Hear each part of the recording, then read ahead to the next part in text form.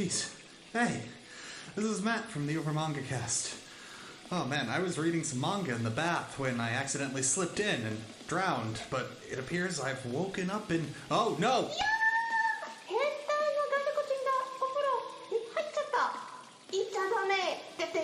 Oh, jeez. I appear to be in modern-day Japan, where now I'm trapped in some kind of podcast and have to explain manga. Well, I mean, good thing I just finished reading Thermae Romae, chapters 1-10 by Mari Yamazaki, so I know just how to handle this situation. But hey, you're not here for my troubles. How about you just listen to me and my co-host discuss it? I'll deal with this. Have a good one.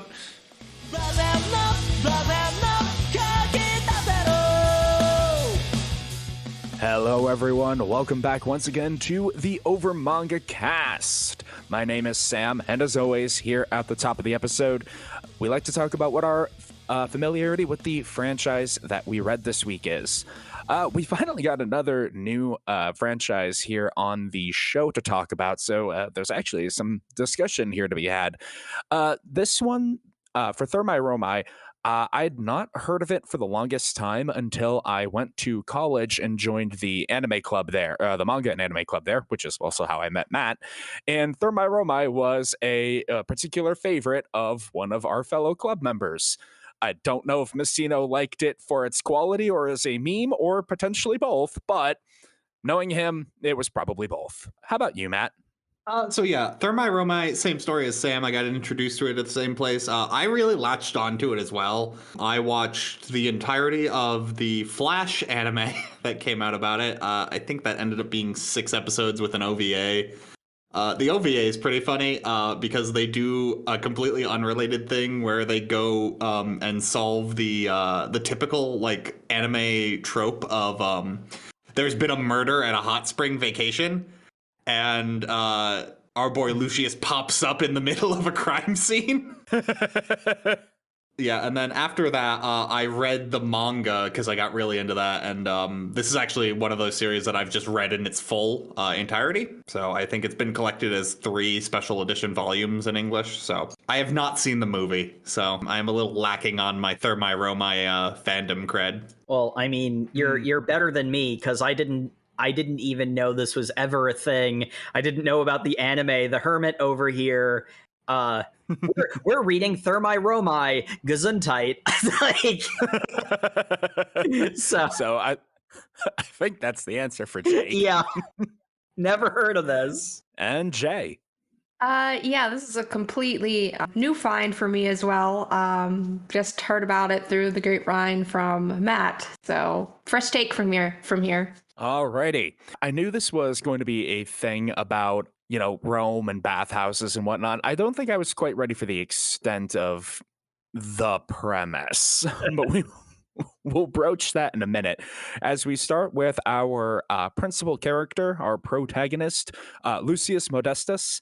He is a bath engineer in ancient Roman, specifically the Roman Empire, not the Republic. It's like the 120s AD. So for all you Roman history buffs out there, that's how you can set your expectations, specifically during the reign of Emperor Hadrian, who will be important later. Yeah, they weave in a little bit of historical fun. This is very overtly a passion project by the mangaka. It sort of makes me think of the animator who was at the center of Yuri on Ice and the opening of Persona 5. But I think of that where it's like, here's someone who likes something extremely specific that you just don't get, like, high budget mainstream stuff, and like they just have a passion for this thing, so they're just gonna go do it. Like me and all the other 12 people in the world who care, I'm gonna make the thing for us. I mean, that is kind of the dream. I really appreciated the very obvious like passion and attention to detail. If there's one thing you should take away from this, it's that Mari Yamazaki absolutely loves ancient Rome, and no one loves it more than she does. This might be some of the most detailed art just for character designs that we've seen, not in total, in aggregate for our reading on this show, but in a good while. She goes for the full, basically just painting or drawing marble statues as characters. Oh yeah, it really helps with the Roman aesthetic. Like, it really does feel like it's Rome in that sort of like classical sense. And then also it does do a good job of differentiating the Roman characters from well, the other set of characters we'll get to in a bit. Yeah, because Lucius is down on his luck. He is too stuck in old ways to be getting any sort of work as a bath architect in the new progressing forward Rome.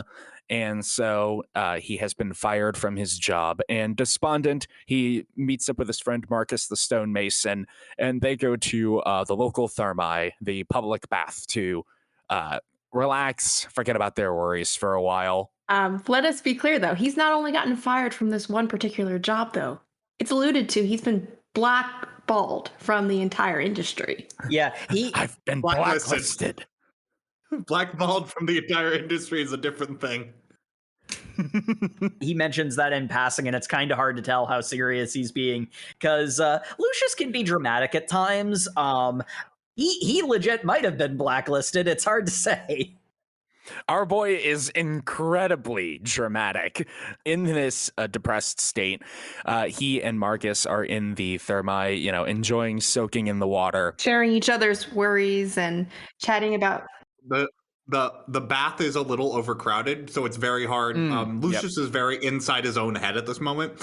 So he's like, why is the bath so noisy? All these people doing things. He ducks his head underwater to get some peace. And then in that moment of self-reflection, he notices there's a large crack in the bottom of the bath. Well, crack is to put it mildly. It would look like a hole. It's like a cavern. Yeah, Cavern, yeah. At first he's like, is this the drain? It seems too big. Yeah. Has it been worn down or something? So he being a good slash maneuvers down to get a closer look, and then he like gets sucked absorbed by it. The thing of horrors. Before they installed drains on pools, there was legitimate concern and fear of getting sucked down into a pool grate. I know. Even though I know that they've installed those grates now, I'm still terrified that when I go to the pool, I'll get sucked down into modern day Japan. Yes. But I mean, I'm just saying that's not exactly terrifying. I'd welcome that feat. I'd say that's true horror. Yeah, Thermae Romae isn't a comedy. It's actually a horror series. I'm just saying, if that's a legitimate fear you have of being sucked through like a pool and, not knowing what happens to you on the other side, this maybe you might want to approach with caution. But I promise you, it's all good news. As he does emerge from his watery journey into a modern Japanese bathhouse. It's 1990 something. It's like 1994, 1996. Yeah, it's the 90s, but I just love his reception by like, random foreigner. Cool. Yeah. Everyone so regularly refers to him as Foreigner-san, you could kind of say that's another name for the character. It's like, this caught me completely off guard because I just knew that this anime or this manga existed. I didn't really know much about the premise. And then it's like, man is struggling as a architect in the bathhouse culture of ancient Rome. And that sounds like it could be fun. I did not expect him to get isekai'd. Yes. So when he pops up in modern day Japan, I'm like, okay. He gets out of the water and he ends up stumbling around the bathhouse, and everybody is concerned about, well, I mean, where did this foreign guy come from for a start? His clothes. Was he under the water that whole time? Wow, he must have some amazing lungs. And he's stumbling around. He sees a picture of Mount Fuji, and he's like, is that Vesuvius that destroyed Pompeii? I mean, if I was familiar with the mountain that destroyed a significant part of my empire, I think that would be worth, observing on a daily basis, just sitting there menacingly. Remember what I did that one time. Hephaestus will never let you forget. We also get something of a running joke because Lucius is a good citizen of the Roman Empire. He only speaks Latin, so obviously he can't directly communicate with the people. He ends up referring to them as flat faces, and it's like, Lucius, you can't say that. You try to explain being PC to this ancient. Yeah, I was gonna say, Jacob. That is- I thought you were about to say, being a good citizen of the Roman Empire, he's incredibly racist. Well, yeah, no, that is from where the comedy is derived, because Lucius, you can't say that. These slaves have a very advanced bathing establishment here. How strange.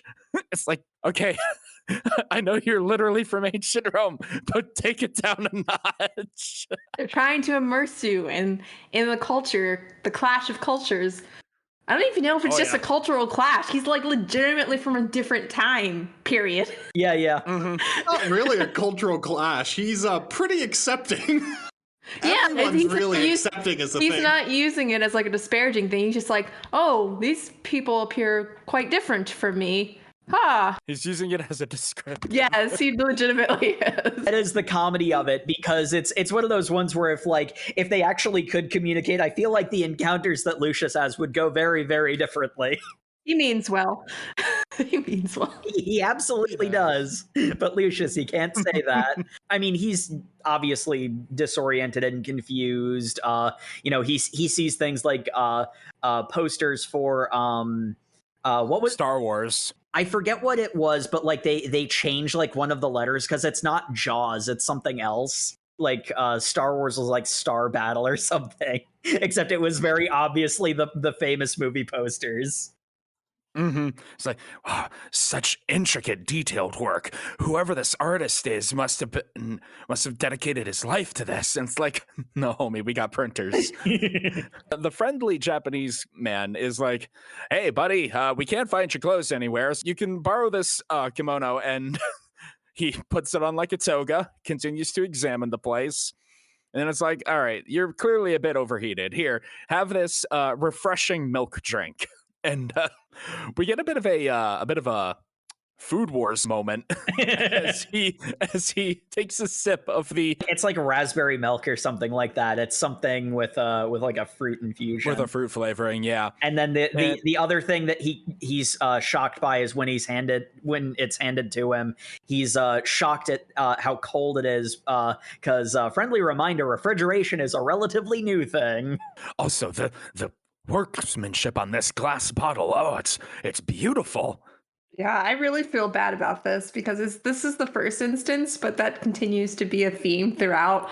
How do they get these glass bottles so perfect? Another running gag is these flat faces are so advanced. Their craftsmanship is far beyond Rome. It is shaking my Roman pride. And it's like, my dude, they have like what, like 1,800 years on you, like. Well, also, I mean, this never becomes apparent to him, but I mean, it's kind of like, if anything, you should feel almost proud because you're the foundation. Yeah, no, and like that is the thing, because it's like he's feeling so much shame for this, and it's like, dude, your civilization is remembered like over a millennia later, near well, actually, if you consider the entire civilization of Rome, well over 2 millennia later, your civilization is endured and remembered in the foundation for so many things. But like, because he doesn't realize, like he thinks he's just moving to a different place. He doesn't realize that he's moving through time, and he keeps lamenting how advanced this civilization is.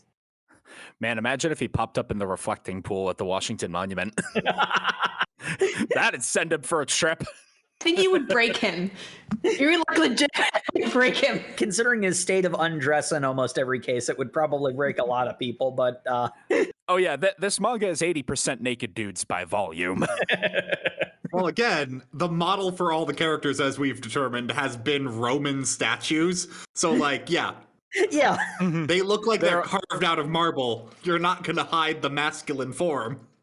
Yeah, they're all naked and very buff. You know exactly, like, I mean, from the cover, you know what you're getting into once you pick up this manga, which I mean, honestly, I appreciate that. It very much committed to its bit. Lucius passes out as the incredible wave of experiences is too much for his poor mind and gets sent back in time again, back to Rome with glass bottle in hand. Yeah, he's been extracted from the isekai.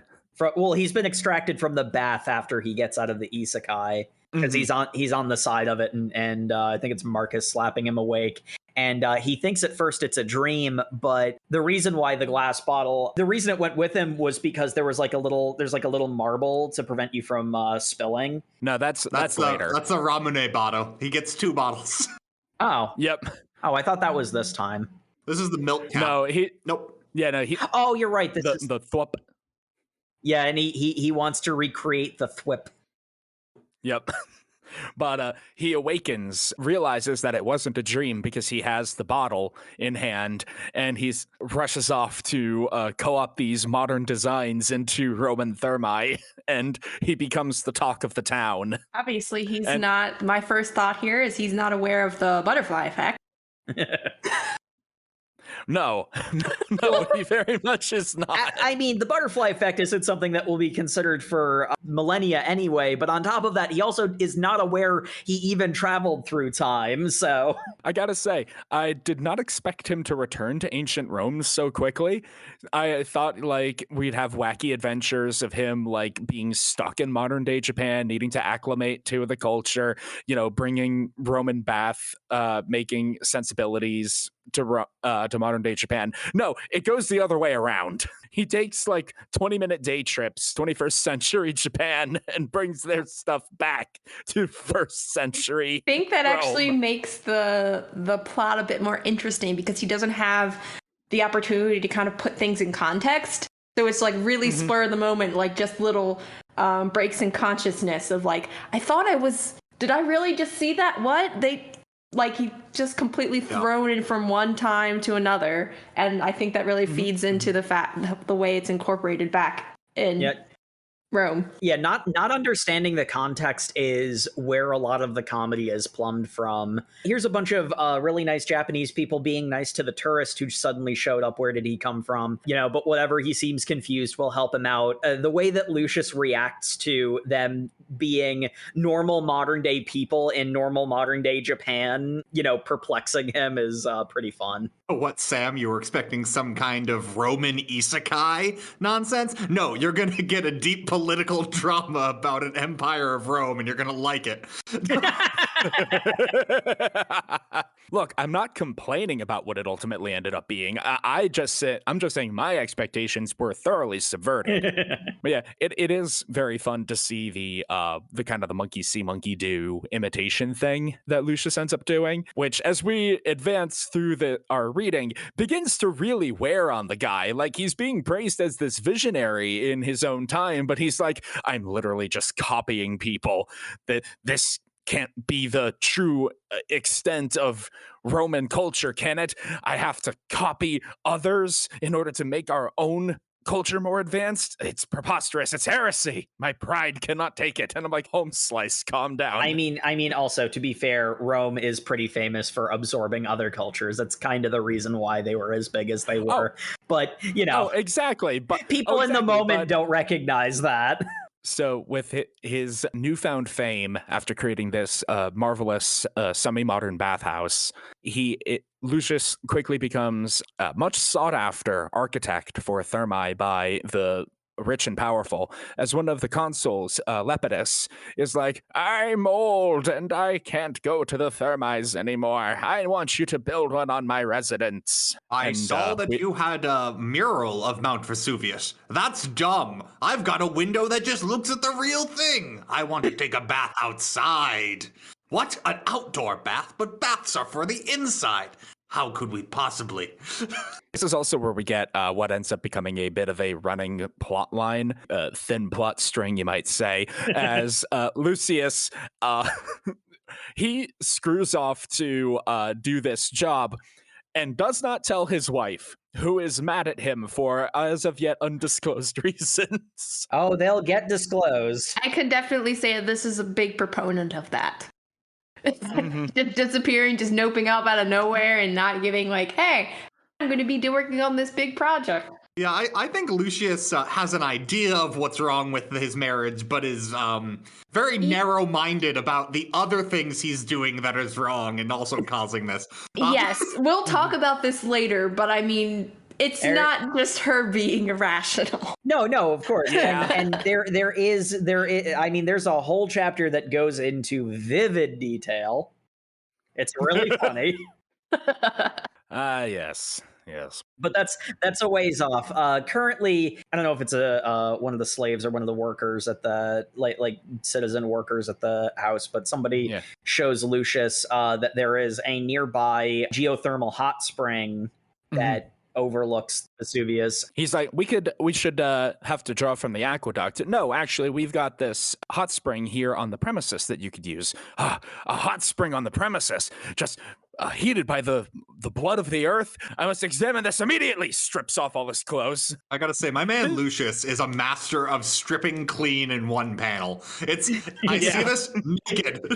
I mean, it's not that big of a deal in Rome, as we discover multiple times. It's like, what's the big deal? Why is everyone freaking out?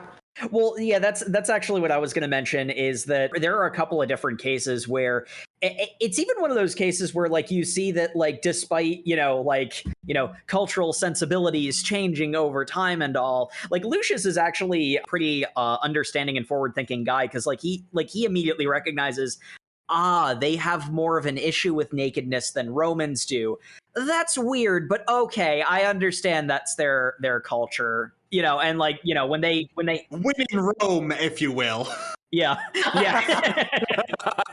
And he like whenever someone hands him something to cover up, he'll cover up and just do whatever. But I mean, this is a story about bathhouses. People are usually naked, so Lucius is usually naked. So again, 80% naked dudes by volume, but. As he is going into this volcanic spring, he trips, plunges inside, and as always happens whenever he trips and falls into hot water while naked for some reason, he is immediately catapulted into modern-day Japan. Well, clearly, they missed the prologue where Lucius, as a young boy, fell into the spring of drowned bath architect, so...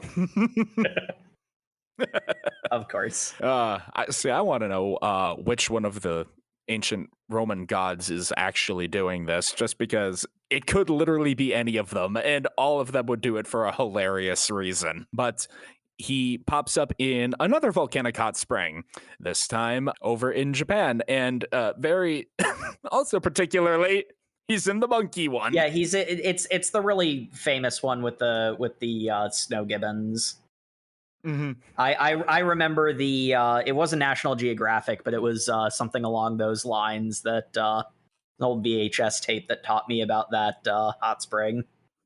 I didn't know that there was a tourist side, though. That surprised me. There is just so many of these panels. We have this incredibly well-rendered, muscly Roman dude just turning to react to something, and there is there's a strange pathos to it as he turns through the steam, and it slowly fades away to show monkey. We must return to monkey. We'll get to my favorite one of those later on. But he is attacked by the monkeys before the local is like, hey, get out of there. This one's for the monkeys. You go over to the human bath. Hey, wait a minute. Where are your clothes? Fuku clothes? Where are they? What did he say? Fuck? What is this fuck of which he speaks? That's a pretty great panel. And hey, censors, it's FUC, all right? All right, we're good. It's fine. You don't have to worry about it. Yeah, this is another case where you have the and I mean, I've never been to Japan, so for all I know, this is actually how it is. But you have whoever the attendants are is tourist, I see. I'll fix this for you, and they're really accommodating for him. I thought the most realistic thing of depicting Japan is, a foreigner. Allow me to very loudly emphasize the two words in English I know very confidently. Monkey. Monkey. monkey bath, you go human bath. Okay? I gotta say, one of my favorite little details in this is the onomatopoeias are in Latin.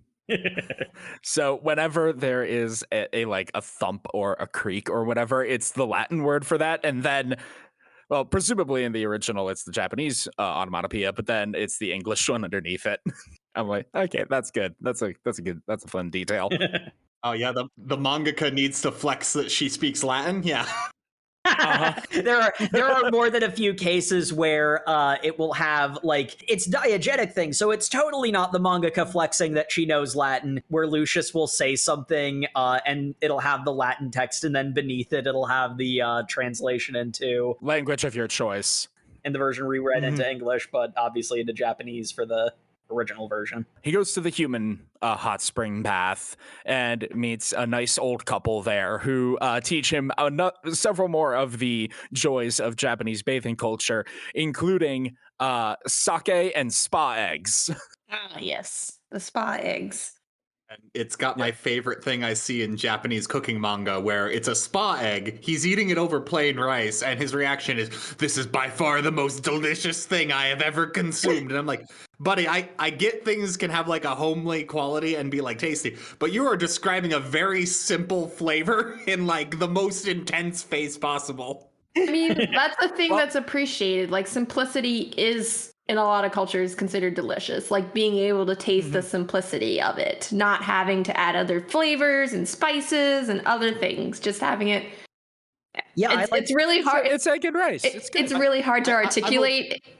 I like bland things too. I get it. But that's the thing. It's not bland. It's. I guess what I'm saying is the reaction to what is a very simple flavor is always super excitement. And I'm like, you, buddy, no. Hey, we'll get that. And he is so very inspired by this that he is able to create a volcanic hot spring thermae for the console. He comes back a few months later to check in on him, and he's like, yes, I was old and frail and about to die, but this wonderful hot spring has revitalized me so much I got a hot wife and fathered a child. And Monkey here. Cool. Monkey was like the icing on the cake, though. It's like it's just the monkey. The monkey's just chilling in the water. He's chilling there. And Lucius is like, how does it intend to get home? It's one of those ones where it's like it's static panel, so it obviously doesn't literally pan, but you can just like tell from the like kineticism of the paneling that it's like the guy's explaining that I have a hot new wife now and I fathered a child. I'm not dying anymore. Isn't that cool? There is one problem though. We have a guest, and he looks over at and like the monkey is just giving him this look like, don't even think about it, buddy. I didn't even know what the monkey was concerned about, but I'm going to leave that monkey alone. That monkey is just like, I'm just sitting here. And the great thing is the console isn't even worried about it. He's just like, yeah, it's pretty nice. It's really weird that monkey thing is over there, but otherwise I'm doing great. But this is not the first of the animal shenanigans we will get down to in the next chapter. Because these are all, well, there is a continuity between them all. They're all mostly self-contained stories. Yeah, it's vignettes. Yeah. Yeah, and just for like a production history, the first 5 of these chapters were released as like one-shots. Serialization of the series didn't start until the 6th chapter, and that's actually also when you start seeing the plot line appear more prominently. So these first 4 or 5 chapters were intended to be self-contained stories, kind of. I will say one of my most immediate reactions to this series was, how was this not a one-shot joke? Like, it feels like this shouldn't have existed for more than one chapter, and yet the fact that it kept going, and when I saw that, it did to some extent click into place. And yet here we are, so many chapters later. But for this one, we start with Lucius going to visit Marcus, who is currently working on a bunch of statues that Emperor Hadrian had commissioned for his dead boyfriend. And Marcus is like, I mean, yeah, he was a handsome guy and he's got a nice ass, but I just don't get it, man. Beautiful panel of him just slapping the statue on said nice ass. This is mostly a background note, as Marcus's teacher is too old to get to the Thermae easily, and he suggests if only there was a way we could get a bath inside the home. Ridiculous. What would a private bath be good for? Obviously, bathing is a public affair. There's also the concern about the space of it, because how could you dedicate an entire Thermae tub floor plan of a house? Mm-hmm. It would take up too much space. The old teacher is cleaning himself off with one of the I don't know how to pronounce it, but it's an ancient tool that they use to scrape off strigil, probably. Yeah, it's a striggle. Striggle, probably. Striggle. I don't know how you would do the Latin pronunciation. It's a squiggly. Yeah, it's a squiggly. It's a metal thing that you use to scrape yourself off after you douse yourself in olive oil to get clean before jumping in the bath. Like, these are public baths, so like presumably your body should be relatively clean before you go in. This is more for like, soaking, relaxation, restoring the body and whatnot, and it, like there is obvious parallels between Roman bathhouses and Japanese bathhouses. Like, that's sort of the whole reason why this exists in the first place. The story itself explains that they'd use a combination of olive oil and sand, and then this this like little metal like bent thing to scrape that off, and then that would like take away that would like take away the sweat and any like dirt and whatnot, and so that you wouldn't like contaminate the bath water for everybody else. The squiggly gets dropped. So Lucius is like, I'll go after it, and not having realized already that when he goes underwater while naked, he gets isekai. I mean, when he goes underwater in general, there are going to be a couple of cases where he's fully clothed and it happens anyway. Sometimes he doesn't even have to go underwater. Rules of the time travel isekai elements is shockingly not heavily covered in this comedy series. How about that? So he goes through the hot tub time machine again and appears in someone's private bathroom. Oh, yes. Which, thankfully for Lucius, he again easily slots into a convenient explanation of what is going on without even realizing or intending it. The other thing I liked about this one is, it's a house, tub, like it's somebody's private tub, and there was a covering over it to keep the water warm that he like isekai'd himself into. He gets out of it and he's like, am I in a casket filled with hot water? What's going on? The fact that he describes it as a casket, considering what he needs inspiration for, like he keeps thinking of it in that way in his mind, which I found kind of amusing. My favorite joke that connects with that is we soon find out that the person who will be helping him at this stage of his adventure is a senile old man who is at the point in life he needs aid to come in and help him like bathe. And when his daughter leaves, he's just like, I'm an old man. I can do whatever I want. I'm going to take a bath by myself, and disrobes and goes in the bath. It's like, oh, well, the 4 and 8 already beat me to there. And Lucius just goes, this man appears very close to death. This watery casket is probably his. It's great.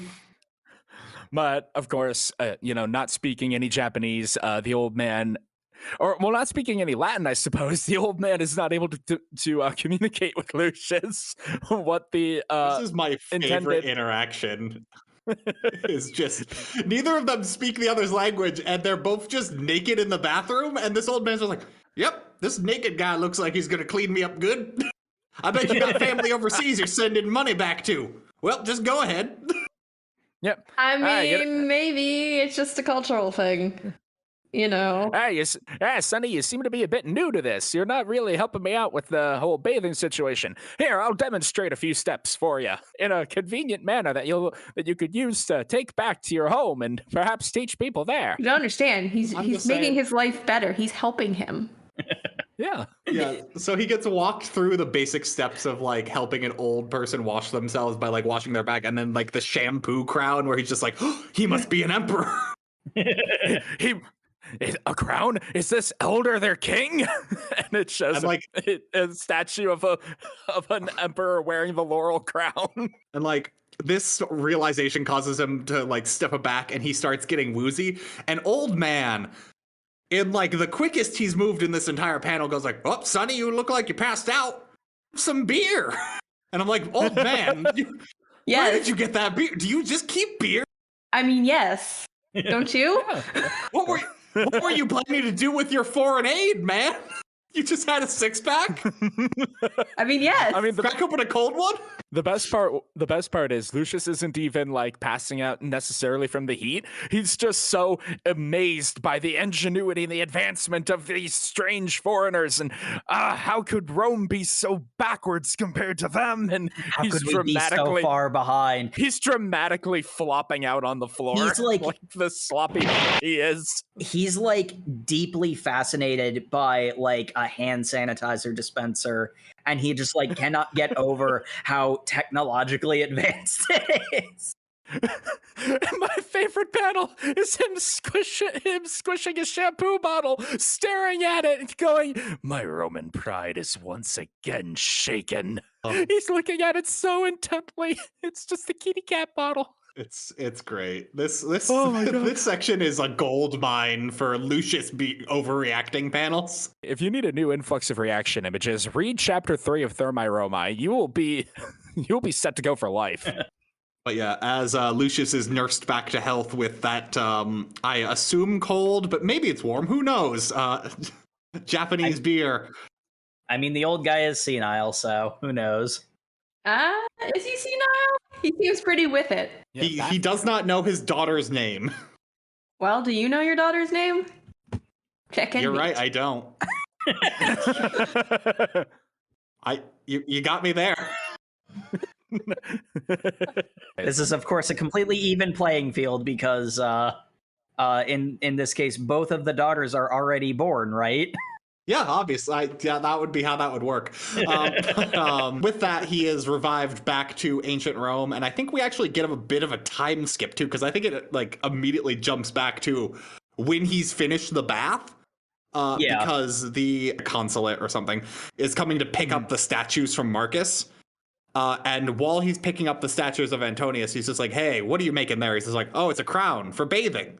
He's just like, "Well, did you finish the statues? What are you playing with some leather for?" He's like, "Yeah, I got all of those statues of Antonius right over there." And it's like, "Oh, well, okay then. Hey, what's that?" It's like, "That's a private bath I built for my master. The Emperor must hear of this." The Emperor must know. Who is the designer? Oh, that would be my friend, Lucius Modestus. Lucius is called to Emperor Hadrian's side to construct him a private bath of contemplation. Our poor boy is so overwhelmed by the import of what's going on that he is getting bad stomach cramps. You must not keep the emperor waiting. He is a very punctual man from Lucius's perspective. And this is something that Hadrian also like echoes. The idea that feelings on him are quite mixed. There are a lot of people who feel that he should be doing more conquering and expanding of the Roman Empire, but his concerns are about maintaining the peace within the borders of Rome. And thus, the reason he wants a private bath is because soaking in hot water is a good place to think. If there are other people around, it can break you out of your thoughts. He has like a moat inside his living room. Because Rome. And he's like, in this space, you shall build me a private thermae. And Lucius, needless to say, is a bit overwhelmed with the expectations. Any man who crosses this moat has been slain. What? Am I allowed? So obviously, stop being an idiot. I invited you. Of course you can come over.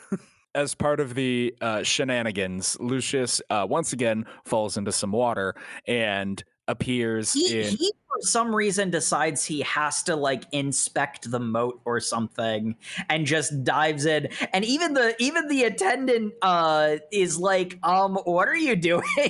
Well, obviously I need to get a thorough understanding of the plumbing here, how the water is diverted from one area to another, and oh no, I'm going back through time. Hate it when that happens. Yep. And he shows up at a bath showcase store.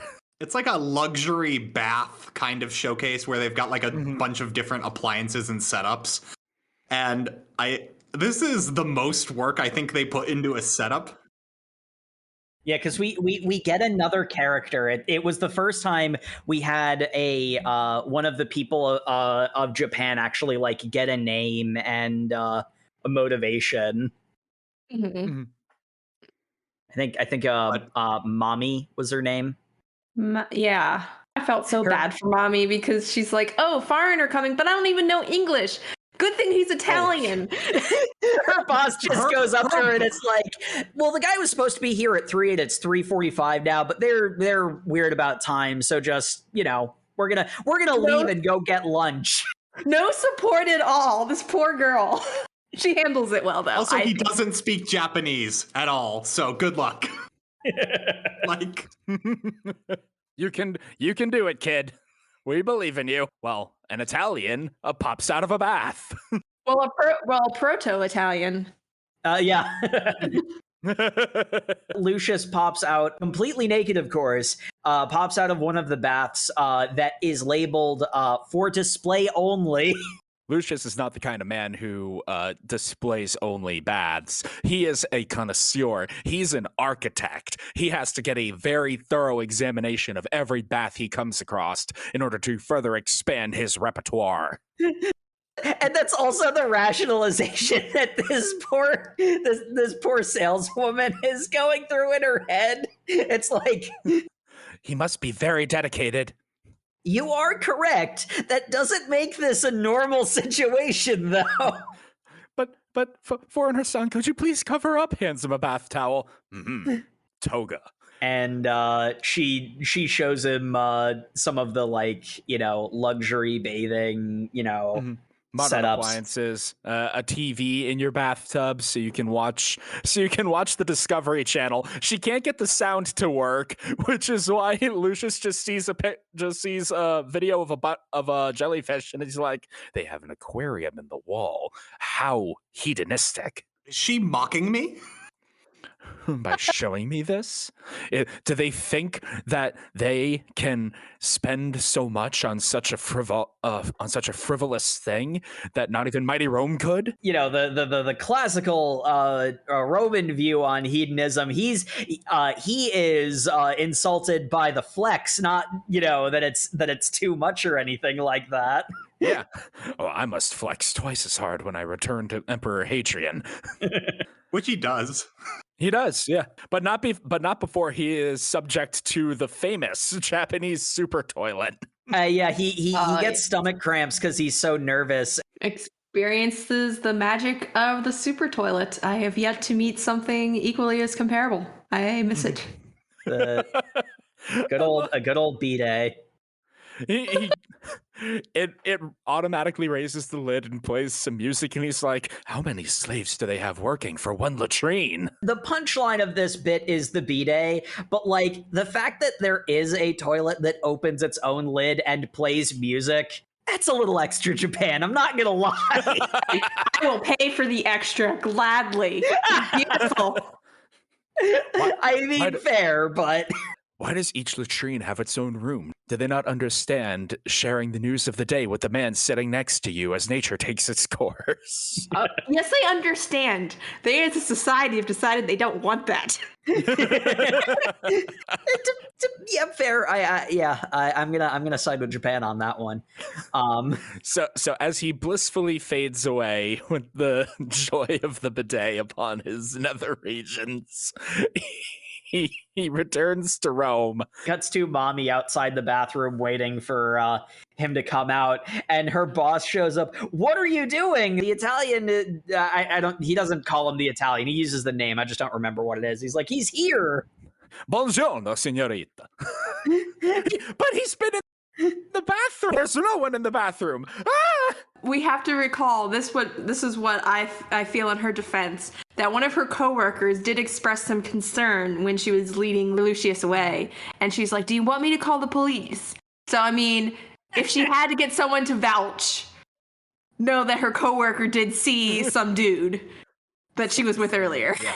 My favorite part about this is Lucius disappeared from inside the bath, from inside the toilet stall. So that means the water that transported him back to Rome was the bidet. He fell in. So add that to your list of horrors. Like I said, Thermae Romae isn't a comedy, it's really a horror. So the next time you take a while in the bathroom and someone asks comedically if you fell in, say, yes, Rome was beautiful. But yeah, when he returns, he makes an even bigger aquarium for his emperor. And brings the bidet to Rome, which they are all in love with. Hadrian, somewhat besotted with our boy Lucius, which, like, he is handsome. So, and I guess Hadrian's kind of on the rebound because his last boyfriend died. Oh yeah. But Lucius is like, Your Grace, I am married. I don't swing that way. I would like, no. and like he says it in a nice way, but it's very much I would like to go home to my wife now. Yeah, that really struck me a certain way, and I'm like, this poor bastard. Yeah. I mean, who's gonna say no to the emperor at the same time? That could mean death. In all fairness, I think that's a joke that's played up, but I think, especially in what we've read of Hadrian, he's actually requesting Lucius to be there as a bath engineer. He's just also doing it because he finds him attractive. Like, absolutely. Yeah. And then Hadrian's like, please, you must come to Jerusalem with me. I have to go see to the war to put down the rebels. Yeah, there is a really nice element of, you get a really good impression of Hadrian, because it's like, he was totally hitting on Lucius, but when Lucius explains that he'd like to go back home to his wife, it's like, okay, we're not going to do that, but I still need your services. Thus, he heads with the emperor to Jerusalem.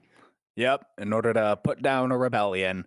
How is a bath engineer going to help put down a rebellion? Well, obviously by creating a thermae there to recuperate the soldiers. Like, there's that element of, this is so stupid and frivolous, but, like, honestly, that does kind of make sense, because there are rejuvenating properties to, soaking your body in hot water, especially after a lot of physical effort, so... And war is physical effort, so... Yeah, it almost ends up wrapping itself around... back into making actual sense. Yeah, the joke twists over backwards and goes back to making sense, which is almost funnier. But yeah, the expedition of this one is there's actually a bit where Emperor Hadrian is directly talking about, like, the status of the rebels in Jerusalem and, like, how they have started reprinting Roman coins with, like, a free Israel on them. Mm-hmm. And there's, like, a lot of backstory, and they're like, but how are you going to remedy this? With a bath. How will you build a bath out in here in the desert? Build one. It's already been built. Lucius, the greatest engineer in all of Rome, is just over there at that hot spring we found. What? And then we cut to Lucius having, like, a bath basically already built, and we're like, oh, cool. He's got nothing more to do. They're finishing it up. It's like they're putting up the last parts of it. Look, we need to move this one more rock that only 2 or 3 people together can lift. Lucius, I can do that by myself. Ugh! And then, like, I've got my back. Like any 40-something-year-old man throws his back out trying to lift something too heavy. Probably like mid-30s, actually. And this was after he had given a piggyback ride to the famous inventor and architect Apollodorus, because man's is old and can't walk too good no more. But yeah, he goes and falls into the water with his thrown out back. And perhaps my favorite of all of the him waking up in Japan panels, it is a guy, an attendant at a medical onsen, going into a check, like, clean out a tub, and there's Lucius floating face down in the water. Someone's drowning. It's just, god damn it, Lucius, every time. Before he got isekai'd again, he'd put Apollodorus down, and Apollodorus decided to, like, before he inspected the bath or anything, he just decided to lay down, and he mentioned in passing that the hot rocks were really soothing on his tight back. And when Lucius wakes up, there's there's like a bunch of beds laid out over the stones being geothermically heated up. Mm-hmm. He pulls up the mats, like, I have to examine this. Hey, don't pull up our floor. He also almost throws his back out again from moving too quickly from the shock of being isekai'd yet again.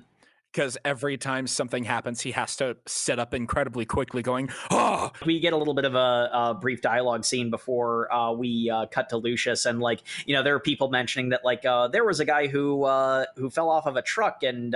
really screwed up his legs. And after spending some time doing therapy here, he's starting to walk again. It's amazing. So when Lucius looks around, he sees, like, yeah, I think, like, the guy who owns it had, like, broken his leg and he had to... He smashed up his foot. And he had to have a metal plate in his ankle, and, like, he still has, like, the scars from the stitches. And, you know, like, Lucius is looking around at all these people with scars and like stitching scars and whatnot.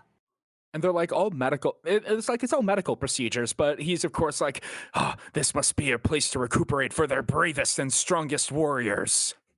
Nah, man, it's for everyone. I can use this to give the strength back to our legionaries so that they can defeat yours. God. Don't take this clips from this episode out of context, folks. Don't take certain images from the speech bubbles of this one out of context. Lucius has his first negative experience with Japan because the guy who survived falling off the truck gives him, I think it's expired something. I don't remember quite what it was. It's some sort of homemade booze, but it's gone bad. And so Lucius drinks the stuff that's gone bad and is like, they're trying to poison me. Yeah, everybody crowds around him and like, oh, calm down. We're sorry about that. And Here, have some mineral water that'll flush the toxins out of your system. If you just so happened to be in some sort of legion camp that recently suffered from poisoned rations, this would be very helpful.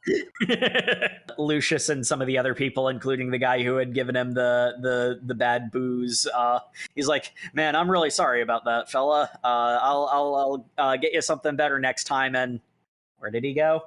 Lucius just faded into the steam. He faded in the brotherly atmosphere of sharing a bath together. Because even though he's like, this person tried to kill me, they then cut to the panel of like, this is a nice bath. I mean, that feels very Roman. This man tried to kill me, but now we are, but in the bath we are brothers. Particularly that one author's note, I think from like chapter 1 even, where she says, I think shared nakedness in the presence of hot water is the foundation of peace. Which it might be the best thing I've ever read in my life. We get a panel of all the Roman soldiers in the Thermae cheering for their victory in defeating Jerusalem and subjugating it back under the Roman yoke. Oh God, this is so bad. These events were 2,000 years ago, and it still feels really awkward to say. Remember, folks, context is important. Context remains important. Remember, folks, you can just clip that part Sam said and use it in whatever context you want. Do not. I think Coolsville sucks me. The best part is we'll know for sure that Sam is true chaotic evil if he leaves that in the final cut. Well, true chaotic evil would be he cuts it to make himself sound worse. That's yeah, true. chaotic neutral then. I believe in your editing skills, Sam. I'm sure. I mean, that's that'd be quite the character twist if you thought Sam was the protag. No, I'm the villain. He's actually the villain all along. Editing Sam is the villain. Fair, I believe that. But anyway, we have dallied on this quite a bit, which it apparently is a sentiment that Lucius's wife shares as he returns to Rome 3 years later to see a divorce letter waiting for him. Yes. And keep in mind that this would, yes, be official. Mm-hmm. She's divorcing him. Yeah. After 3 years of no contact. Long distance relationships, man. But she didn't even consent to this long distance relationship, nor know that it was occurring at all. Your husband just doesn't come back at all. Yeah, man's just vanished for 3 years. Man just ran off to go view the Holy Land with his boyfriend. new Imperial boyfriend. Yeah, I mean, what am I supposed to think? I mean, travel took a long time back in those days, and so did war. So 3 years to go to Jerusalem for a war is actually fairly brisk by first century AD standards. But could have still like left her a note and say, "Hey, babe, I'm going to go build some thermae over in Jerusalem. By the way, the emperor has invited me to come with him because he thinks I'm so great." Maybe it wouldn't have helped his case, but at the very least, it would have been polite. But So, yeah, anyway, I'm going to hop in here for a quick second, just giving everyone a little bit of forewarning. The next chapter is about a male fertility festival.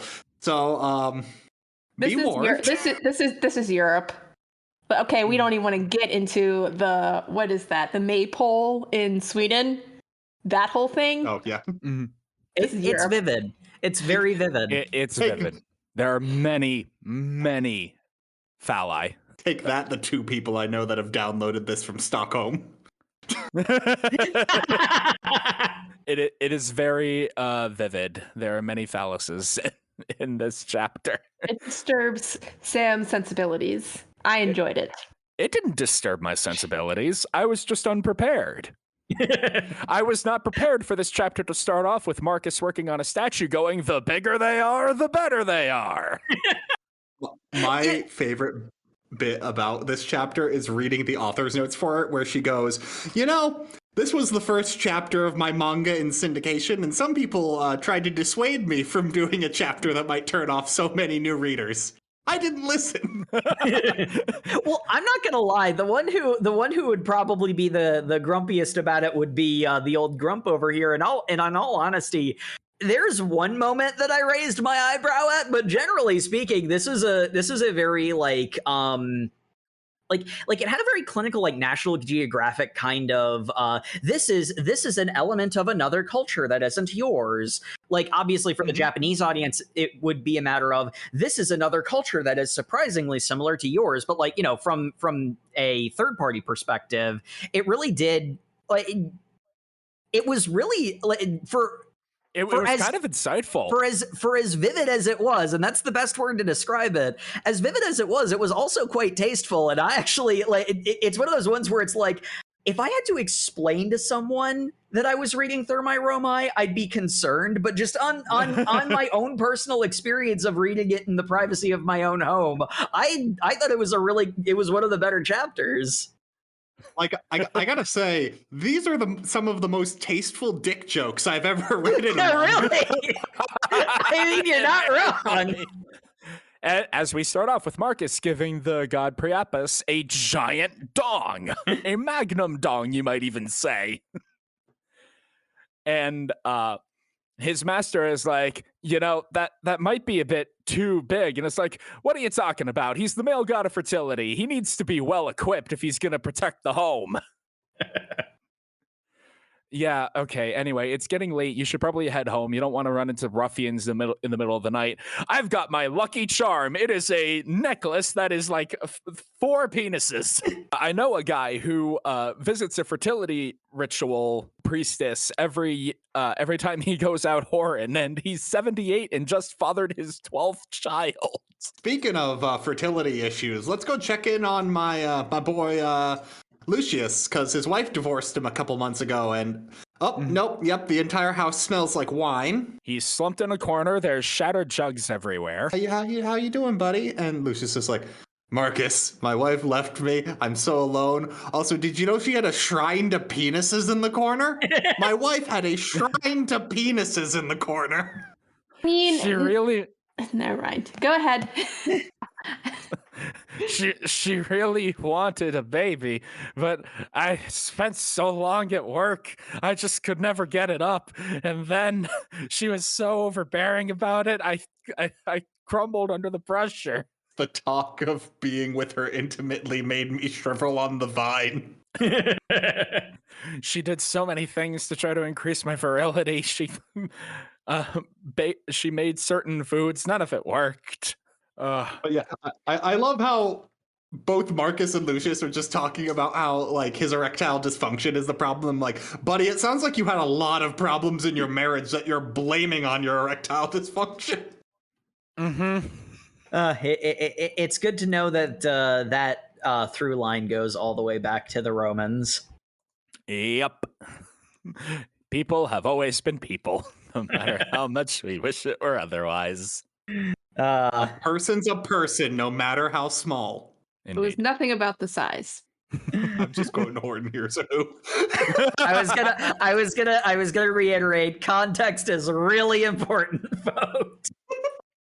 I was just gonna say about the whole like altar thing that actually wasn't uncommon for a lot of households and cultures, like to try to stimulate fertility, virility. Oh, yeah. She was actually praying for so that her husband would be fertile. Lucius is equally, she had a shrine to penises because she's like, that's how much of a failure of a man I was. Mm-hmm. I was making it a joke. Well, yeah, because it's also kind of a joke. The humor of it is it's a penis shrine, because no matter the anthropological elements of it, it is literally a penis shrine just sitting there on panel for all the readers to see. Well, from the penis comes life. I mean, haven't you studied the ancient Egyptians? All from the penis. That is true. Humans are born. A sperm is a very tiny human man who, that when implanted into an egg, becomes a baby. Do not come to the Overmong for your 8th grade health studies. I think it's a perfect example, kids. Well, I was then going to go on to say, but there is also the anthropological aspect of it, that it maintains its tone whilst going this crass, which is what I appreciated about it. Mm-hmm. Oh, we didn't even mention my favorite crass joke, which was when Marcus was making his way down the street. A lady's like, "Hey, you wanna spend a night with me? They say that I have the best fellatio in the Empire." And he's like, well, I can't really say no to an offer like that. Unfortunately, I am out of money. Maybe next time. I'll put it on your tab. Nope, see ya. Gotta go check on my friend. That's a good friend. Yeah. He turned down the best fellatio in the entire Empire. My favorite part about that, he's not out of money. He said, I have to choose between that or a bath. Uh-huh. Yeah. I can't not go to a Thermae. That's your ride or die bro right there. I hope you know that. That's your day one. He's like, don't worry, I'll take you to the same priestess who performs the fertility ritual for my old friend with his 12 children. And then we get another one of my favorite panels, which is Lucius is like really like not sure about this for the longest time until they get into the like priestess's ritual room, and she says, all right, who can't get it up? And he goes, me. Like he confidently instantly identifies. All like reservations out the window. Work your magic on me, strange witch woman, to make my weenus work. Okay, I'm gonna need you to hop into the boner cauldron. You want me to get... Okay, I know I said I was just about this, but you want me to get in the cauldron? Do it, Lucius. It's worked for... I've known many men who this has worked for. Okay. All right, now I'm going to dump the potion on you, and you need to submerge yourself into the cauldron. I need to submerge myself in the cauldron of boiling water. Just do it! She dunks him, and don't come up until I say so. I should have mentioned I have a pre-existing condition to isekai myself. See, here's the part that gets me. She was holding his head under the water.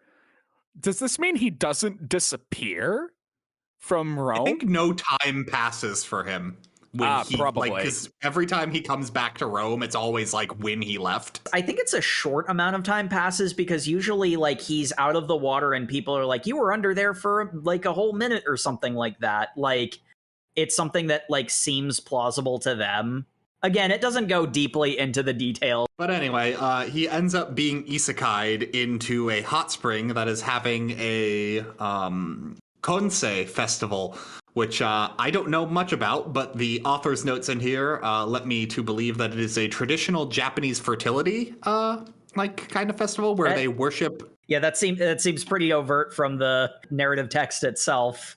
Yeah, and like it's in reference, it's deference to a kami who is like known for who is represented by a large phallus, typically, which they are celebrating by bringing a giant penis sculpture up the mountain to the hot spring, where in possibly the most inconvenient or convenient time for Lucius to pop up into modern day Japan, he does so in front of a large people in a religious ceremony. And he is mistaken for a fertility god. Like, my God, he looks like a carved statue of a man, and look, a phallus. Quick. Yeah, and what the ritual is a bunch of women who are wishing for children have come to this fertility god. Other people are there for anything, but the focus mainly right now is on the young women who are coming up for to have children.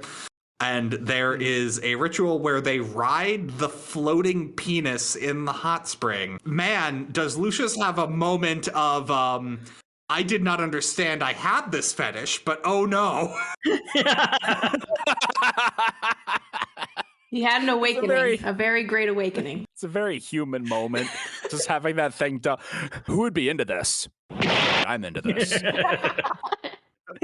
He starts commenting. My favorite line is he looks at one of the, because they're all Japanese women. She's up there and he's just like, she's behaving so modestly. Also, she does not have the full volume of a good Roman woman. And I'm like, oh my God, Lucius, you can't say that. he like him big. Well, you think so, but then she slips in, because what they're doing is they're getting on the floating penis and wishing to who they perceive to be the kami to grant them their husband's fertility. The woman on the thing seems to be grinding on it, which was the part where I was a little bit... Yeah. Sus.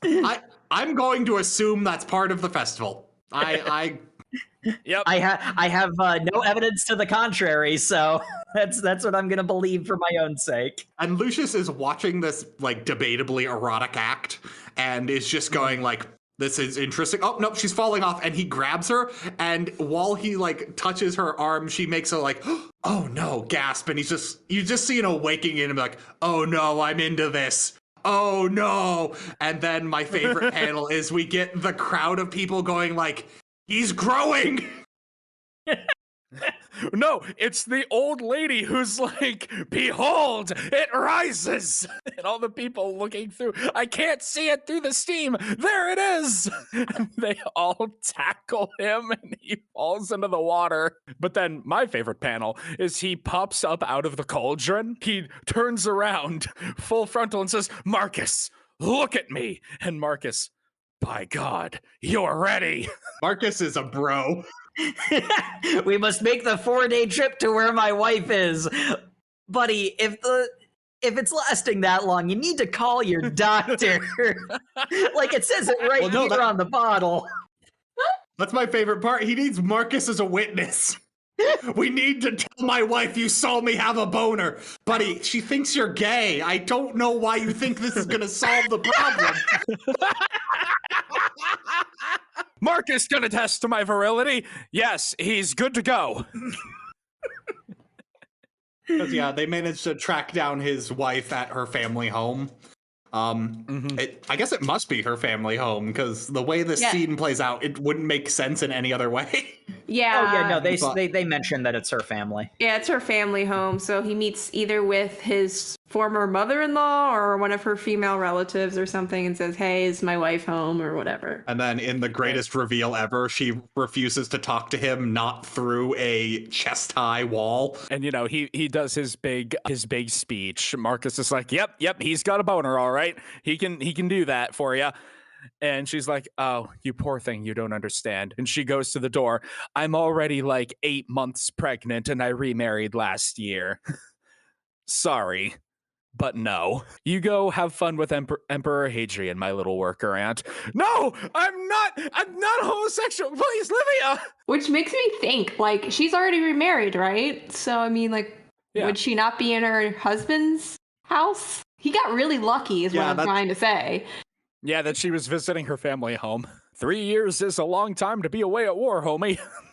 Without any words, so she didn't even know where you were going. Yeah, considering she did not wait the 3 years, she remarried last year, so... She waited like 2 years, and this is without If getting that. a note. But I mean, she didn't get a note or anything saying, "Hey, I'm not homosexual. I haven't left you." It was, he disappeared along with the Emperor. That's how I start all of my letters. By the way, I'm not gay, honey. I know I vanished with our famously homosexual emperor, but I'm not gay. It's a thing for the glory of Rome. Wait, that makes it sound worse. Damn it. To whom it may concern, I am not a homosexual. I don't really have anything against it. I just felt the need to say that before I get to the rest of this missive. I am contacting you to dispute a claim on my latest auto insurance payment. Our poor boy is left in the lurch, as it were. He's all dressed up with nowhere to go, you might say.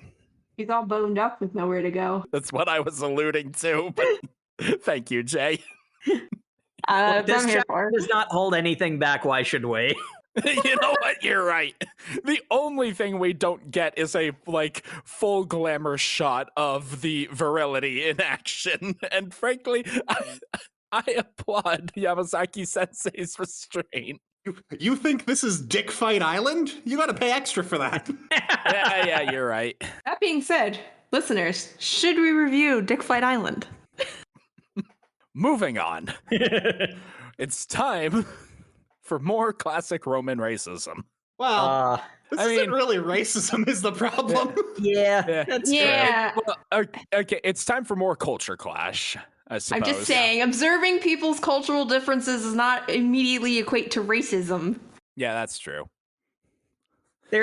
It's culture clash that bumps into it because Lucius does have a very look at the barbarians attitude toward them even before they start transgressing. Yeah. Look at the barbarians and their barbarity. Bar. Bar. Indeed. Bar. Yeah, I am being a bit harsh towards our man by saying by putting it like that. So I will recant.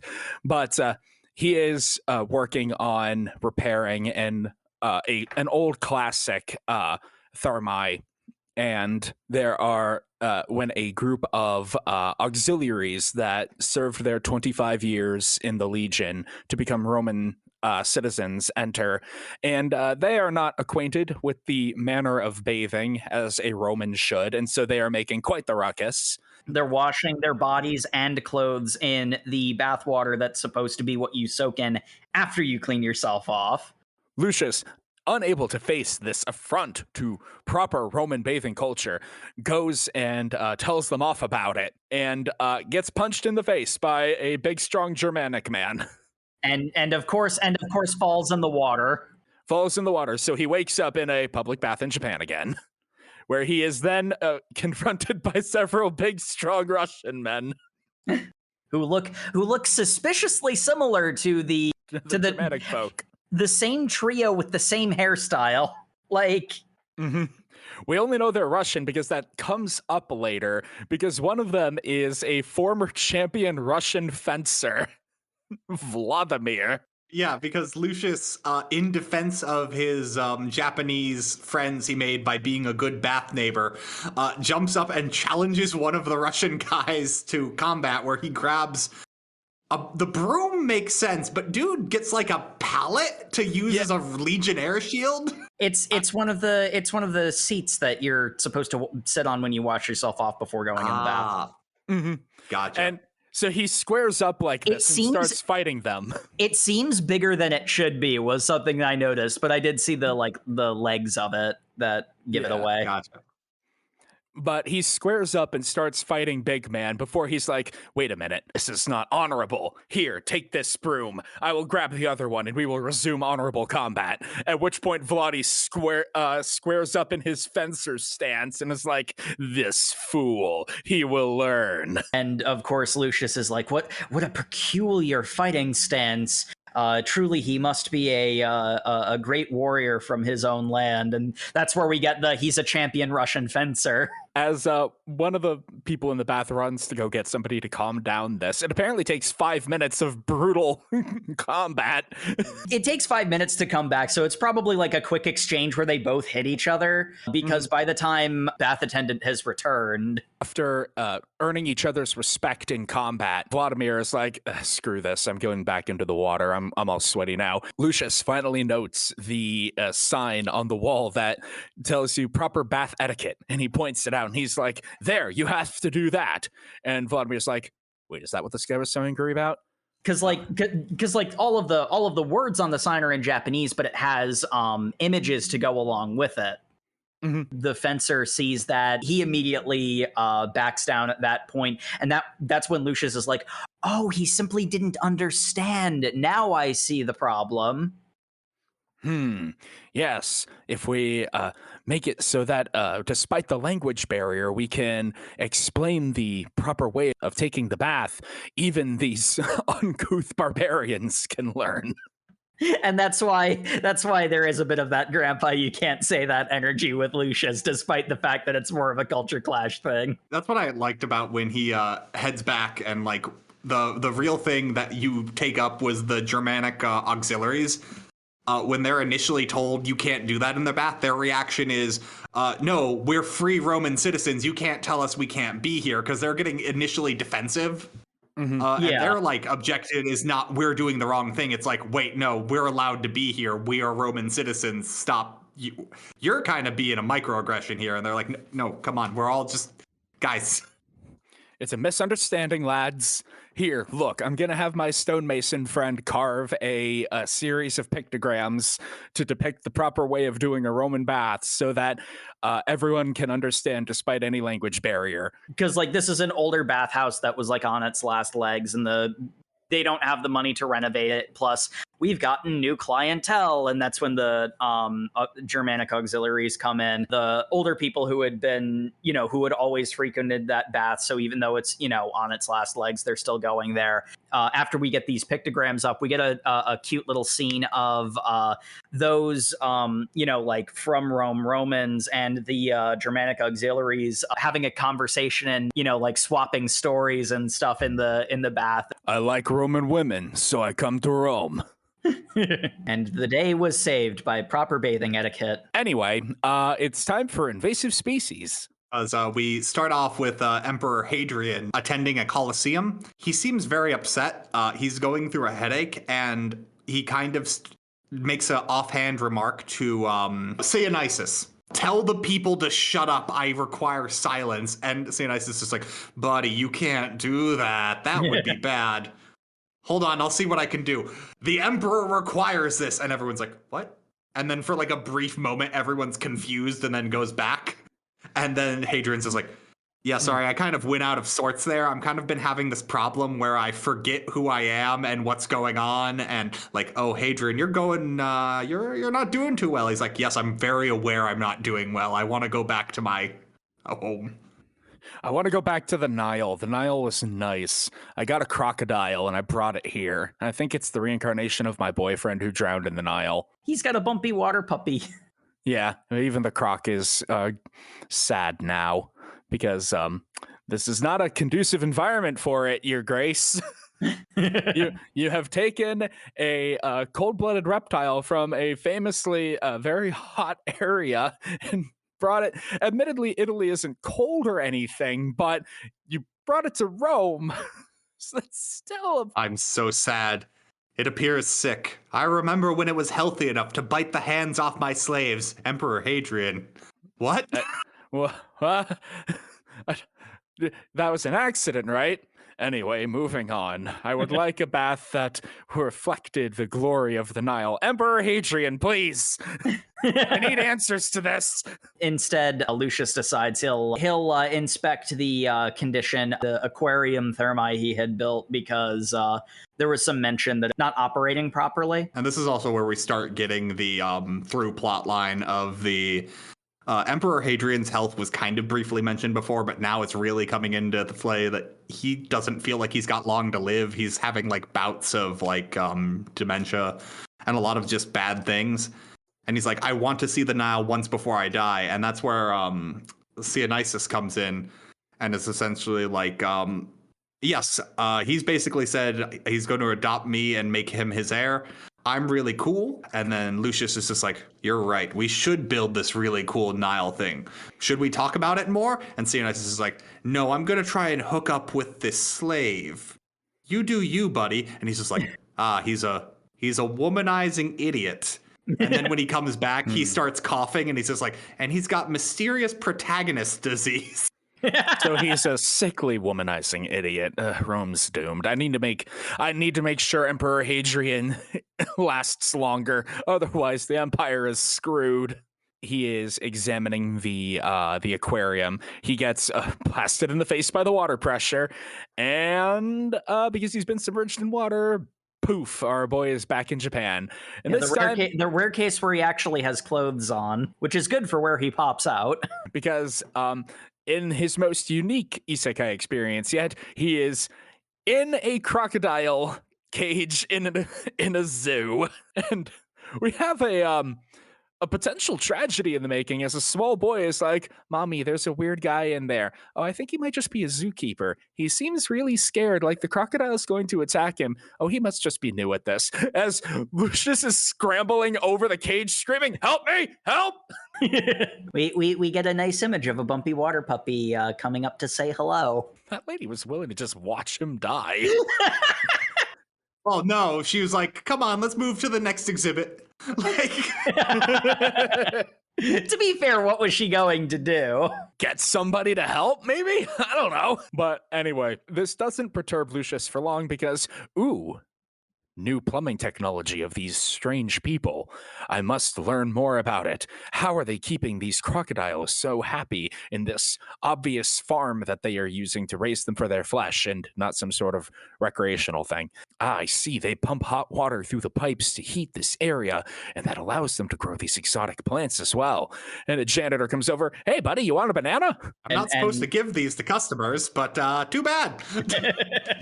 They grow on the trees in here. Lucius returns to Monkey, as we had alluded to before.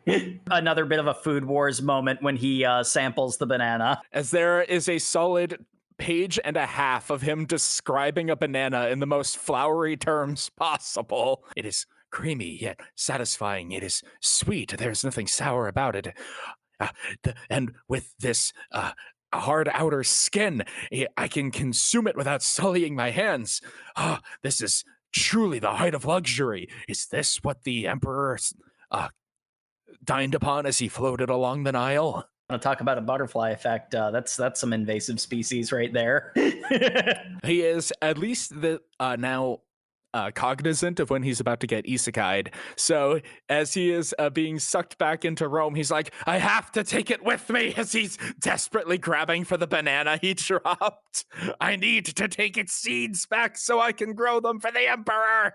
And he succeeds. He does. Yeah, he manages to procure the banana and the banana seed within, and starts to build a crocodile Nile little habitat, which the Emperor goes to soak in, despite the fact that that's not the people bath, that's the crocodile bath. Your Grace, please.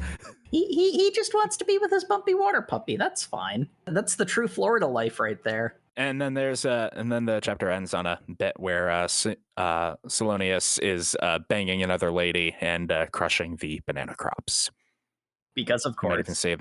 You might even say the bananas are smashed. Ah. So now it's time to build a water park. Yeah, this one feels like one of the more brief ones. Marcus, Lucius, and a couple of other people are just, headed to the Thermae on a normal day, but there's so many children running around and causing a ruckus because, kids. There hasn't been a good war in a while. The population has grown too large. That's why there's all these kids here disturbing the peace. I'm like, Apollodorus, calm down. No war in an increasing population is supposed to be a good thing. Not according to him. It ruins his peace and quiet. Yeah, why can't I relax in my Thermae then? Instead of childproof, we need child prune. Lucius is once again sent to Japan. I forget how he actually because a bunch of children are running around playing in the pool, and he gets knocked underwater. And he wakes up because he's just like, oh, that kid jumped in and hit me on the head. I'm gonna like get back at him. There's his legs up there. I'm just gonna go. And then like that person turns around and it's a woman. He's like, wait, what? Oh no, what? And then pops up in a water park where he is completely naked, and no one is okay with that. Not a single one of them is okay with this fact. This turn of events is very unwelcome by the public. You got a security guard waiting over to him like, buddy, look, I can see that you're a foreigner. It might be different where you're from, but here you got to cover up.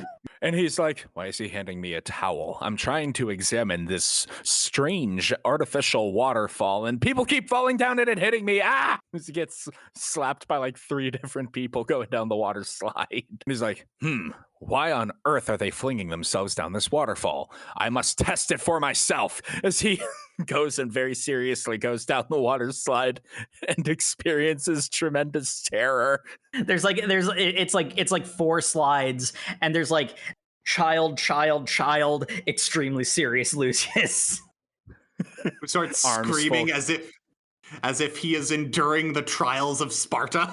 It feels that way. Clearly, this is meant to harden the children to fear so they will be brave warriors. And it even is enough to give an adult like me a rush. How very clever of you, strange people. But he essentially gets to the bottom of the pool, and then while basking what a glorious idea is it, he's knocked out by another woman coming down and hits him in the head and puts him under the water. Where we then cut to him having built his own water park in the center of Rome. And while he built it for the children of Rome to enjoy, all the old men who were complaining about too many kids were fighting about who goes down the slide the first time, to the point that children cannot even get on it. And he's just like, I have not united Rome. I've just spread the seeds that will sow its discontent. And the beginning of this chapter, we actually got introduced to a character, Marcus Aurelius, who history buffs will know is the next emperor of Rome. But that's a pretty famous name. Hadrian was basically like, that boy right there is the one who should be emperor, but he is only 6 or 10. I think he's 6 in this right now. He's very young. I think he has a younger brother who is 6 and he is 10, I think. Yeah. Because there's a younger one. Hadrian is just like, I can't live long enough for him to be an acceptable age to be emperor. I know that. That's why I have to go with Dionysus, even though I'm aware he's a less desirable pick. But every time Marcus Aurelius is on here, he speaks with like the air of a divine figure. Because what he does at the end of this chapter is he walks up to Lucius, who's just said, this will sow the seeds of discontent that will destroy Rome. And Marcus Aurelius just goes, no, Lucius, you've created a wonderful thing, because is it not that all adult men wish to return to their boyhood? They will tire of this in time, and then the children can play. And I'm like, buddy, hold on, what? That's super weird to just say with no context. Such wisdom! This young man truly will be the greatest of all Rome's emperors someday. And that's enough to snap him out of his funk. Day saved, as Apollodorus is taking the water slide and having the time of his life. Unfortunately, the Roman water park was too successful. Yep. And now all the other Thermaes are starting to go out of business, which has very much perturbed the owners of these places, and so they formed a secret cabal that is against Lucius. The plot thickens, I guess. Yeah, they all gather to curse out his name, except for one guy who's like, guys. It's really not that big a deal. He helped my place out, and look, he's just trying his best. The guy who defends Lucius is the one who had the Germanic auxiliary patrons that he had helped with, and it's like, look, he helped me out when I needed help. Like, we should maybe we should talk to him instead of like conspiring behind his back and stuff. Nah, I'd rather curse his name behind his back. That's way more productive. Well, too bad. I've invited him to this secret meeting. I am Lucius Modestus. I am here. Oh, well, this is awkward. Yeah, no, Why would you do that?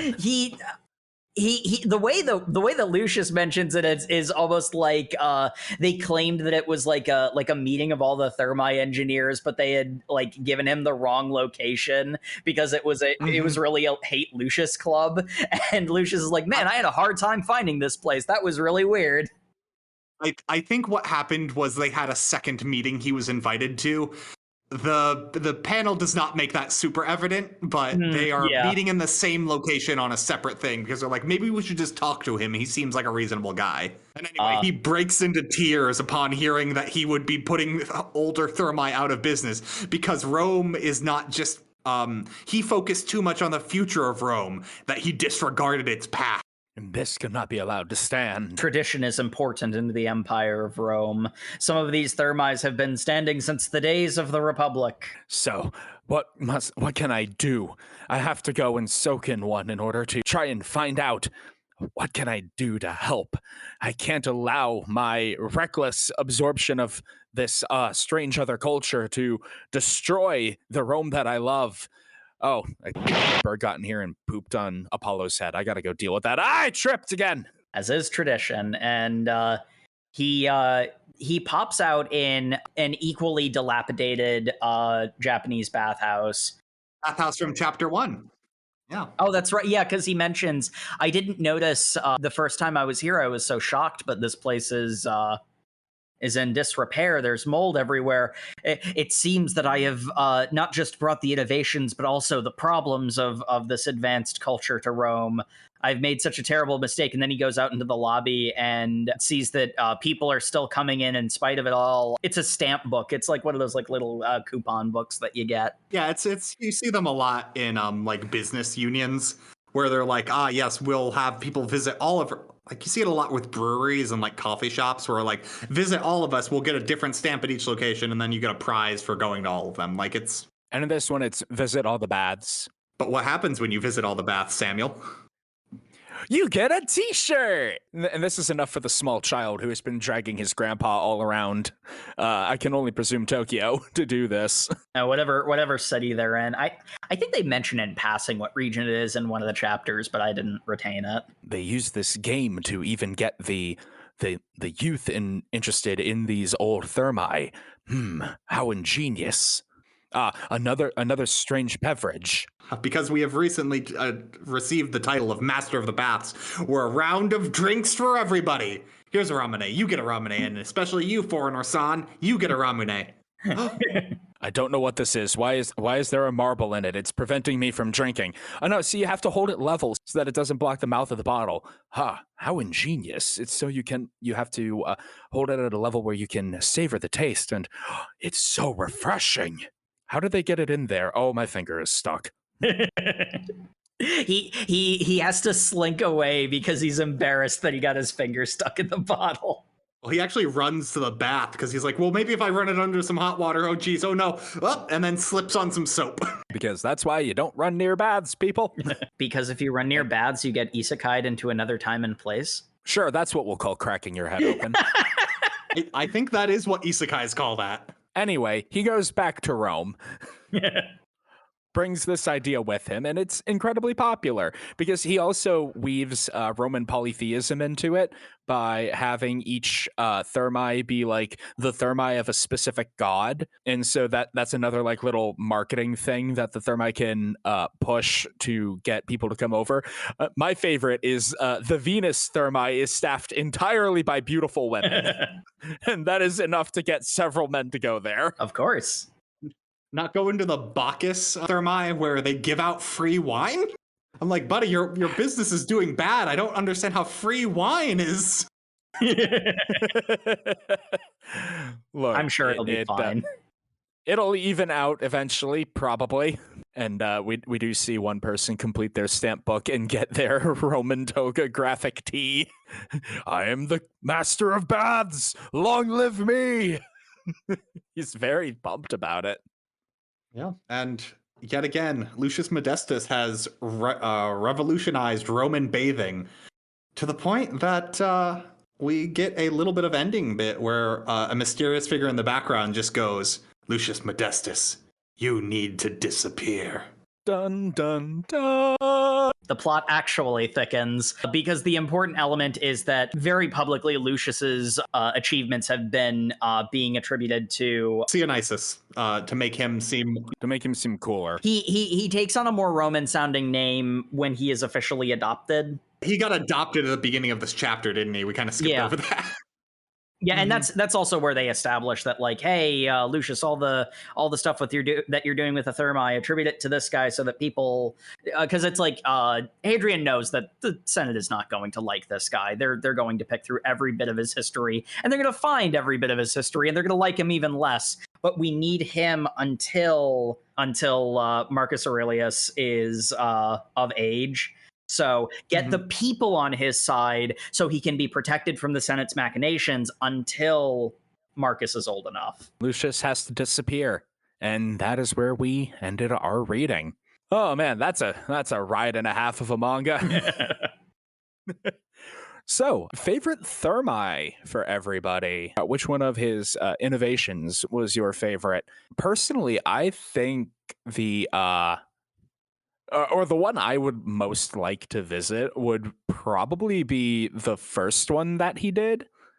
The one with like the painting of Vesuvius and the refreshing dairy drink at the end.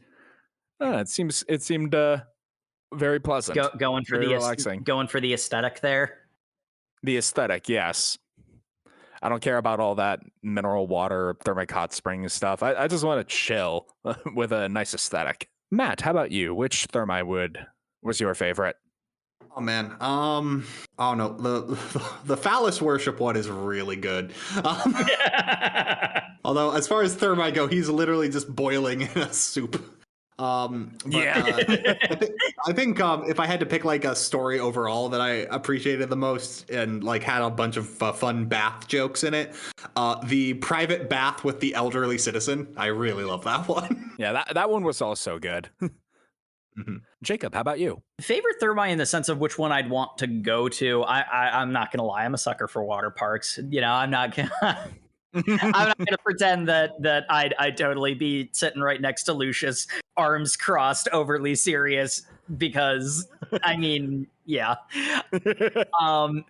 Water parks are great. I mean, I also have a really deep love of animals, so the reptile house at the zoo, just because you know, it's like the the art is spectacular, you know, and all that stuff, but like, 80% naked men by volume. I liked seeing the cute bumpy water puppies. I want one. Indeed. And seeing there was a little bit in the reptile house that was really funny when he was escaping. With one, like one is like right behind him, getting closer as the mom and the son are talking about. Is that supposed to be happening? And I enjoyed that chapter in particular. Help, someone help! And Jay, your favorite Thermae? I don't have a particular favorite because just in general, I really enjoyed as I opened up with, I really enjoyed the bath culture that Japan espouses. And I kind of wish that we had similar in the States. Because I like baths in general, but also the fact that there's like a ritualistic element to it in Japan, that it's not only just something you do in the privacy of your own home, but it's like an event, an activity. Also like brings some, I guess, some excitement to it a little bit. So I don't have a particular favorite. All of them seem really good. Probably not the theme park. I actually am not a huge fan of water parks. Yeah. So if I had to pick one though, I would probably say the original Mountain Hot Spring. Yep. A very good choice. All right. Theories. Theories about, I guess. Well, the one that I'm the most interested in is Lucius's strange isekai powers. I have to think it's either gotta be like Minerva wanting him to go and learn the wisdom of other cultures, or it's Mercury just fucking with him. It is Mercury being like, hey, it'd be really funny if we threw this guy into the future and had him deal with that. That'd be hilarious. Or Athena and I can't remember. Hermes. Hermes, yeah, or Athena and Hermes, if you prefer the Greek names. I think it's got to be one of those two, just either trying to give him some lesson or just playing with him. And both are very funny to me. I'm not gonna lie, I don't really expect Thermae Romae to ever explain how the isekai works. Any ideas from you two, Matt, Jay? Or what? Sorry. I've read this. So. Yeah, I was gonna say, I thought Matt had mentioned already reading to the end. That's true. Matt has read this already. Do you have any theories on the the nature of Lucius's strange powers, Jay? Powers? What? Like where you think the plot's going is also an equally valid theory thing. So I had posed this hypothesis early on, and when we were just kind of like warming up for this, but I kind of wanted to. I think that eventually he's going to encounter some kind of situation in which he has adopted so much of more modern innovations and modern techniques that it's going to negatively impact not only Roman society, but it's going to have further implications for the future, kind of like the butterfly effect situation, where he doesn't realize that by taking these innovations out of their original historical context, that it's going to gum stuff something up into the future. What will happen when someone goes to a Roman archaeological dig site and finds a Japanese-style bath? Or the water slide. I mean, that would be or the water weird. slide. And then I guess the one thing for me is I'm kind of wondering. I don't know how much of a theory this is, but I sort of like the idea of him realizing that he's been going to the future, because once you open that can of worms, you never get to like you only get that joke once. But sort of the idea of what his reaction to would be to realize that like it's not a contemporary advanced culture, it's the future. Sort of wonder how he'd react to that one. Indeed. All right, and would you continue reading? I mean, Matt already has, so I don't think. I don't know, Matt. Would you read to the end again? I suppose that's a good question. Yeah, I would. I don't know.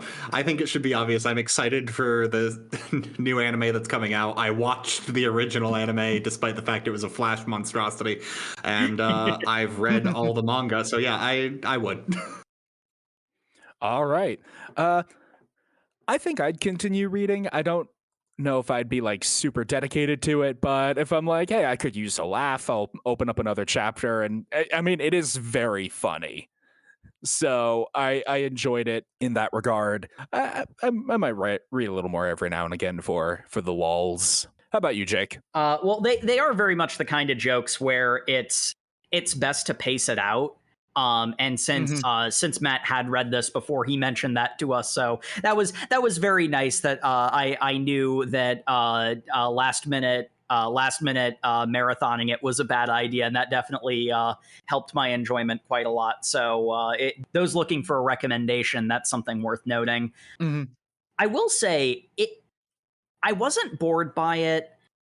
The jokes were funny, but it felt very much a flyover series to me in a lot of ways. It's sort of similar to the situation with Jujutsu Kaisen, where it's like, this is definitely good. If it's a thumbs up or thumbs down recommendation, I'd say thumbs up. But like, I don't really feel like I don't think I'd ever pop back into Thermae Romae on its own. I probably won't. Like I might check out the anime for an episode or two, but maybe not as well. But it's certainly I don't like want my time back or anything. It's not like I enjoyed the time I spent with it, but honestly, I feel like 10 chapters worth of this joke was probably good for me in a lot of ways. So. Mm-hmm. I will say we kind of did hit the point where going forward it does a bit more his stints in modern Japan do get a little longer as he goes forward. So he's kind of going through that. It does feel like this is the point where it would need a shakeup, and like that stinger at the end, and it's like, oh, is this going to have a political drama? Because like this totally could do something like that and make it work with the comedy. But, you know, just from my perspective, I enjoyed my time with it. I don't know that I'd come back to it, but like with Jujutsu Kaisen, I would definitely do another episode of the podcast. So, you know, if my feet were to the fire about it, I wouldn't complain. All right, and Jay. Yeah, I think I would keep this on regular rotation. That brings us to the end of the episode. Thank you, everyone, once again for tuning into the Over Manga Cast. As always, be sure to follow us on all of your social medias where we are at Over Manga Cast, Facebook, Twitter, Instagram. Follow us for our high-quality premium posting. I think we had a lot of good ones out of this one, so enjoy that. Comedies are good for that. Check us out on YouTube. You can post comments on individual episodes, as well as any reviews on your podcatcher of choice are very much appreciated. And as always, if you ever have a series you'd like to request us to read, go ahead, send a message on Twitter, or, you know, just leave a review. It's a really good way to get in contact with us. And, you know, our schedule is opening up as summer comes closer. The spring season was not kind to us. Yep. So let us know what you think that we should read, and make sure to tune in next week where we are going to learn, because we are going to read Dr. Stone, chapters 1 through 12. So read that if you want to keep up with the show, and we will catch you all next Thursday. Good night, everybody. Good night, everybody. Good night. Good night.